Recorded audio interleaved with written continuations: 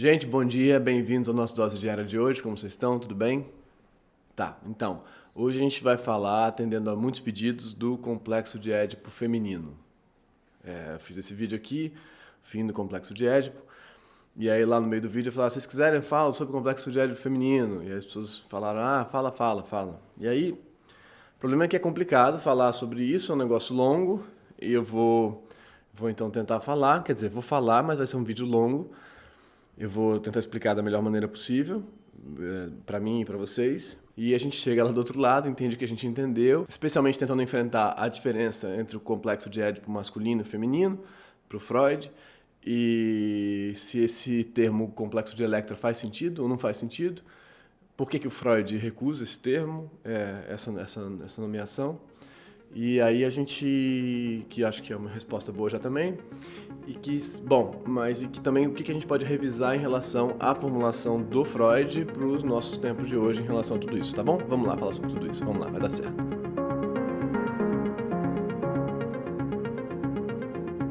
Bom, primeiro então é tentar explicar por que o Freud não usa complexo de Electra. Ele recusa isso, ele fala não é bom, não é legal, não funciona. Então todo mundo aí que fala pro Freud e tal, não. Isso não usa. Por duas razões, eu acho. Vou dizer, duas razões. Para explicar a primeira razão, eu vou contar rapidamente a história da Electra. A Electra era filha da Clitemnestra, e aí ela convenceu o Orestes, o irmão dela, a matar a mãe, porque a mãe tinha matado o pai dela, o Agamenon, com a ajuda do Egisto, amante dela, amante da mãe.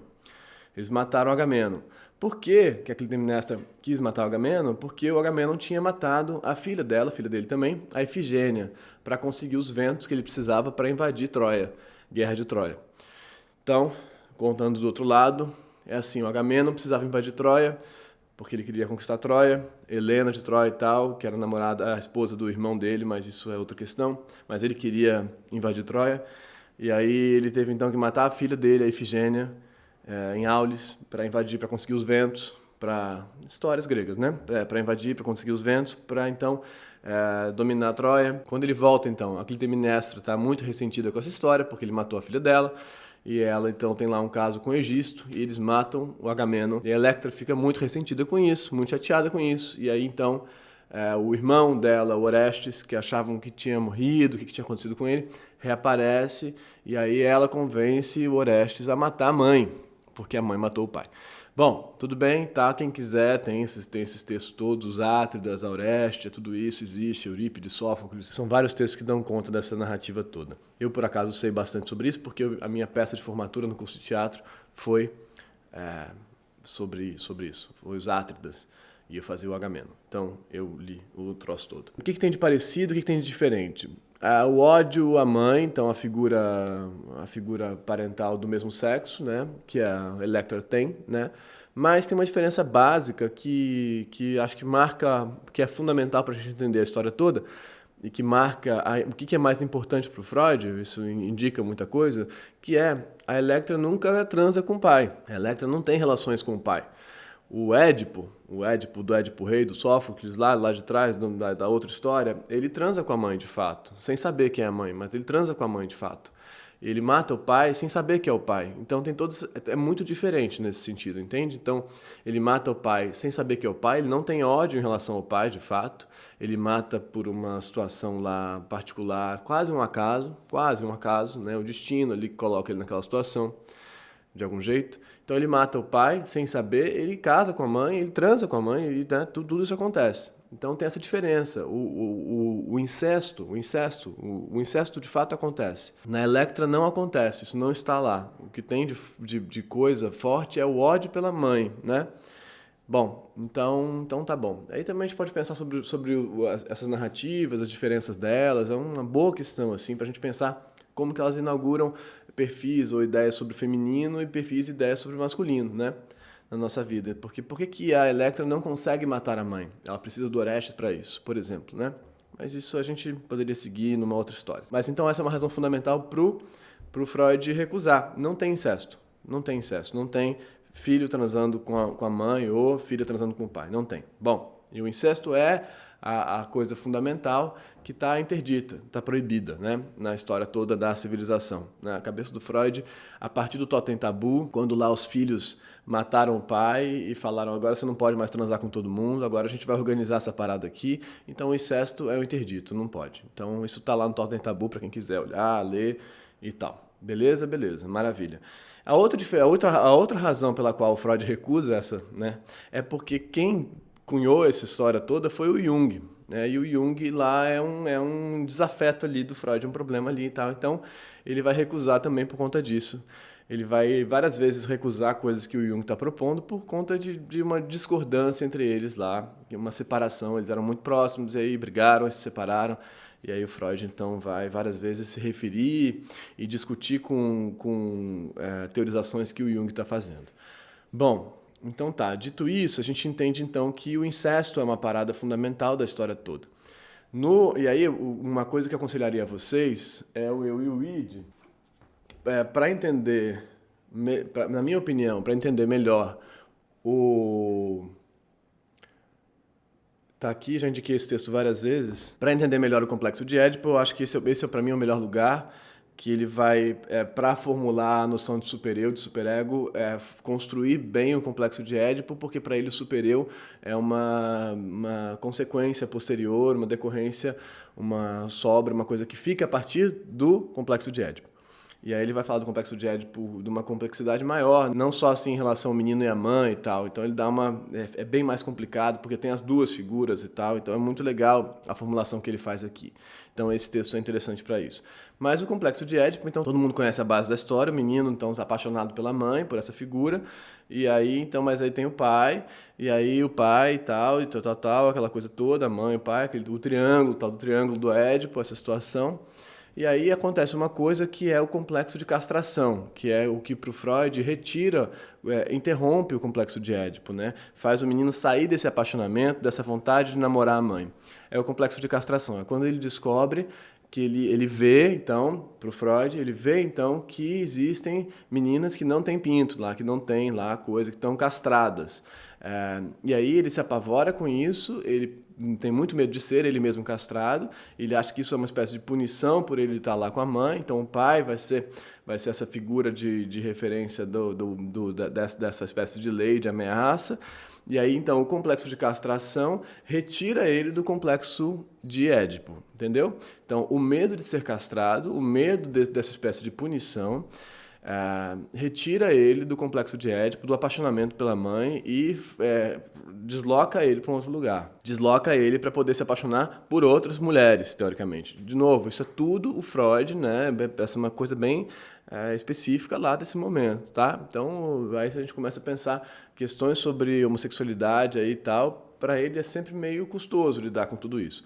Vamos lembrar também que para o Freud tem uma outra complicação na história, que para o Freud todo mundo é bissexual a princípio, né? Mas ele acha que a orientação correta da vida é a heterossexualidade. Mas todo mundo nasce nesse sentido bissexual, porque tem as duas potências lá. Aí a gente teria que entender o que é ser a ideia do masculino e do feminino para ele. É uma outra história também. Mas estamos aqui, vamos com calma. Então estamos aqui, então esse menino, então em função da ameaça da castração, ele se retira do Édipo e segue a vida, tá? Isso é o menino, dá para entender? Nesse sentido é mais simples, porque se é um modelo heteronormativo, o menino está apaixonado pela mãe, ele vai sair dali e vai se apaixonar por uma outra mulher, na heteronormatividade, tá bom? A menina é um pouco mais complicado. Por que é mais complicado? Porque qual que é o objeto de amor primeiro da menina? A mãe também, né? O objeto de amor é o mesmo para o menino e para a menina, é a mãe, né? É a mãe. Então, essa menina, ela tem que se retirar da mãe, né? Da mesma maneira que o menino fez, se retirar da mãe para poder seguir a vida, só que, teoricamente, no modelo heteronormativo, ela teria que se apaixonar por homens, né? E não por mulheres, porque seria mais fácil sair daqui, mas se ela está nesse modelo de apaixonado por uma mulher, como o menino também está, ela vai sair daqui para cá e vai seguir se apaixonando por mulheres, assim como esse primeiro objeto do amor, que é a mãe. Por que não é assim? Aí é uma cagada para o Freud. Então ele vai tentar dar um jeito nisso e tal, porque ele quer defender a heteronormatividade de fato, que a norma é o hétero, nesse sentido, né? Que a norma é ser hétero. Por que ele quer defender isso? Porque ele acha que, no sentido evolutivo da espécie, coisa e tal, faz mais sentido pensar que é preciso, para que a reprodução aconteça, para que a espécie se desenvolva, é preciso que aconteça uma presença forte de uma certa heterossexualidade. Não quer dizer que não haja homossexualidade para ele, de jeito nenhum. Para ele há, super há. Só que a heterossexualidade tem que ter uma certa primazia na história, porque senão a espécie não chega onde chega, né? Então ele vai cortar um dobrado ali para tentar entender como é que essa menina sai dessa mãe, desse objeto feminino, para ir para um objeto masculino. Ou seja, ela tem que então passar para o pai. Ela tem que passar o seu apaixonamento para o pai. E aí ele vai se utilizar de novo do complexo de castração, só que de um outro jeito. No complexo de Édipo masculino, o complexo de castração é o que rompe o Édipo, né? O complexo de castração é o que rompe o Édipo, tá? Mas no complexo de Édipo feminino, não é assim que acontece. O complexo de castração empurra para o Édipo. Vou explicar por quê. A menina está aqui com a mãe, apaixonada por ela, mas nesse apaixonamento já existe ambivalência. Como em todo apaixonamento, nesse apaixonamento já existe ambivalência. Então, ela ama e odeia essa mãe. O menino também, né? Porque a mãe é responsável por dar e por tirar, e por não estar, por tirar a si mesma nesse sentido, né? Então, a mãe não tá, a mãe falta, a mãe põe limite. Lembrar que pro Freud também quem faz a educação inteira é a mãe, né? Tinha embaçado a lente, eu limpei. Ficou bom agora. Lembrar que pro Freud também quem faz a educação, todo o processo é a mãe. O pai não tá lá, tá? Então, essa mãe com a menina e com o menino, ela é responsável por dizer não, por dizer sim e tal. Então, tem muitas raivas acontecendo ao mesmo tempo que esse amor está acontecendo por essa mãe. Então, essa menina, assim como o menino, tem lá uma situação de muita ambivalência já acontecendo. Então, o Freud vai entender depois, no final da escrita dele, que existe já uma série de situações muito importantes afetivas sendo dadas antes do Édipo, para o menino também. Isso é muito pré-edípicas, né? Então, por conta dessa ambivalência da relação com a mãe, com esse primeiro objeto do amor, tá? Então, isso é muito importante para ele. A gente coloca tudo no Édipo, mas tem muita coisa antes lá, que ele está começando a perceber, que ele vai percebendo e vai sendo obrigado a reconhecer. Mas então, vamos voltar. A menina está aqui, e aí tá lá apaixonada por essa mãe, mas aí a menina, assim como o menino, descobre que então existe o outro sexo, né? Existe o outro sexo, existe o menino que tem um pinto que ela não tem, né? Assim como o menino descobre no momento da castração, da ameaça, que existe uma menina que não tem o pinto que ele tem, a menina descobre que alguém tem um pinto que ela não tem. Lembra que isso tudo é necessariamente machista para ele lá a coisa, tá? É o Freud, não sou eu, é o Freud. Eu não acho que seja razoável pensar o complexo de castração hoje em dia da mesma maneira, claro que não. Mas tudo bem. Mas então ela descobre que existe esse outro sexo que tem um pinto. E aí ela sente muita raiva dessa mãe. Ela sente muita raiva dessa mãe que trouxe ela pro mundo, que botou ela no mundo sem um pinto, entendeu? E a mãe também não tem um pinto. Então a mãe fez ela igual a ela, como castigo, assim. Olha que droga, assim. Então eu vim igual a minha mãe. Então essa ambivalência que já existia entre ela e a mãe passa a ficar mais intensa ainda e ela passa a odiar mais essa mãe porque fez ela sem pinto, inferior a esse menino com pinto. E aí então ela se desloca pro pai e vê que o pai tem pinto. O pai tá lá, potente, com pinto e tudo mais e tal. Pro Freud, tá?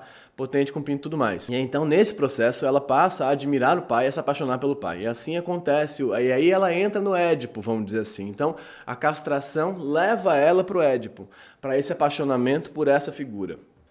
Limpei de novo, tá difícil. Então, nesse sentido aí, é o complexo de castração, a percepção da castração e essa complexidade que empurra a menina pro apaixonamento pelo pai. Dá para entender? E aí é uma cagada, porque aí tecnicamente para o Freud isso não vai ser rompido mais. Então a menina aí vai continuar apaixonada por esse pai aí de algum jeito. E aí ele vai ver algumas possibilidades de desenvolvimento feminino. E aí tá aqui, sobre a sexualidade feminina, que ele vai então desenhar as possibilidades de desenvolvimento da menina a partir do complexo de castração. Então ela pode ficar aí, ela pode se inibir, ela pode não querer mais saber de nada daquilo e tal, porque ela se sentiu inferiorizada, ou ela pode ficar lá com o pai, e assim segue. Porque para o Freud, é essa passagem que acontece, que é mais complexa, que tem a ver com essa ideia da inferioridade do sexo feminino, entendeu? Isso é que é a cagada da história. Que para ele tem uma situação que é muito difícil para ele entender, que o desenvolvimento sexual feminino, ele passa por uma complexidade dupla para ele que o menino não passa. A primeira é que ela vai ter que, teoricamente, fazer uma mudança de objeto do feminino para o masculino, que o menino não tem que fazer, ele fica no feminino para o feminino. Então ele passa da mãe para uma outra mulher. Essa vai ter que passar da mãe, primeiro objeto, para um homem, na heteronormatividade. Tem uma outra complexidade que acontece, que para ele é super difícil de entender também, que ela vai ter que passar de uma situação genital, fálica, que é a clitoriana, que é do prazer clitoriano. Então, tá lá, então ela tem como menino uma situação genital, com pinto e clitóris, a história toda. Os dois têm, só que ela tem que passar o prazer pro orgasmo vaginal para ele, porque na cabeça dele o correto é isso. O correto é esse. Então ela tem que fazer essa outra passagem de uma situação de impulsos passivos, não ativos, genitais, clitorianos, ativos, como o menino com pinto, a menina com clitóris, isso é ativo para ele, ela tem que passar por uma situação passiva. Então isso é muito complicado de acontecer para ele. Como é que acontece? Então nesse processo da castração para o Édipo, que ela vai para o pai, isso tudo tem que acontecer. E aí por isso que dá tão errado várias vezes para ele, né? Que se encaminha para lugares tão estranhos, porque tem essa dupla complexidade que o menino não tem. Beleza, resumindo, é mais ou menos isso. Aí lê lá esse negócio sobre a sexualidade feminina, é um texto muito machista, muito preconceituoso, mas é interessante de ler. E o Eu e o Id é muito legal, realmente, para pensar, porque no Eu e no Id ele faz um Édipo duplo com as duas figuras parentais, pensando a mãe e o pai, e o menino se apaixonando pelos dois e odiando os dois, e é mais complexo e mais legal. O que a gente pode tirar disso, de fato, é o entendimento de que esses afetos existem, eu acho que eles existem de fato, essa relação do menino ou da menina com a mãe, ou com qualquer figura que seja que está dando amor para ele. Esse que é o ponto. Não importa o gênero na história. Não importa o gênero da história. Para pensar a ideia do Édipo, o gênero não é a questão. A questão é essa figura que te dá afeto, amparo, apoio e amor. Essa figura de identificação, essa figura que é ao mesmo tempo de objeto amoroso de identificação, e essa outra figura que te rompe isso, que pode ser também homem, mulher, não importa, que pode inclusive ser o trabalho, que pode inclusive ser o horário, que pode inclusive ser a avó, que pode ser a cidade, que pode ser qualquer coisa.